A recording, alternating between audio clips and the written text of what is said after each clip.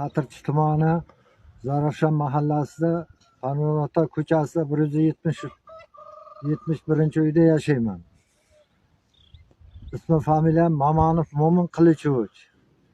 2004-yilda mana shu 2 gektar yer maydonini bog'dorchilik qilib olganman, fermer bo'lib.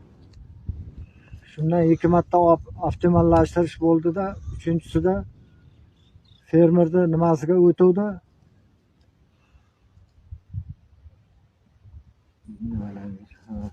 Mana shu 2 gektar bog'dan men bola chaqamni 2 ta nogironni boqib yuruvdim.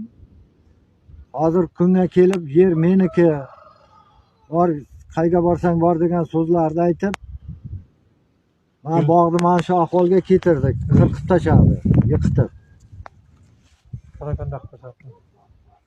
Endi bu daraxtlar shu yil hosilga kirib, mana hosil berib yotuvdi. Hosili bo'lgan taqdirda ham ular kelib meni majburiy ijrodan keldi, hokimiyatdan kelib sen yerga ega emassan deganda fermer aytdi, men bizaman dedi. Majburiy ijro aytdi, to'sqinlik qilmang dedi. To'sqinlik qilmayman. Men shunday qilib parokanda qilib tashladi 2 gektar bog'da. Naxalim 300 ga yaqin naxal bordi, mevali naxalim 100 dan ortiq Pavloniya daraxtim bor. Ekkanman ko'chat. Shunga qaramay baribir o'z bilganidan qolmayapti. Ularni ham bir so'rayotgan odam bo'lsa kerak, yuqorida vazirlikda ekologiyaga murojaat qilyapman shu uchun. Keyin bir menga yordam berishlaringizni so'rayman. Men boqimonda bo'lishdan ko'ra mana shu yerda tirikchiligim shu yerdan o'taydi.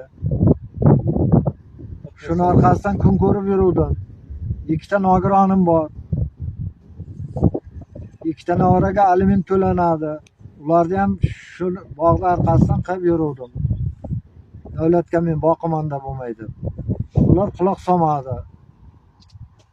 Hozir kim tomonidan ruxsat berildi bu bog'larni kesgani, nima qilgani hozir? Chiqib ketsan debdi, menga aytaman. Menga 2 marta sud bo'ldik, sudda ham bog' buzilmaydi, o'zingiz chiqib ketasan deganda. Bugun kelganda men aytdim, men ko'zim tirikligida shuncha yil mehnat qilib 20 yil agar boshqa birovga bersang ishlamaydi dedim. So'g'in bular o'zlaricha muhokama qilib daraxtni kesishga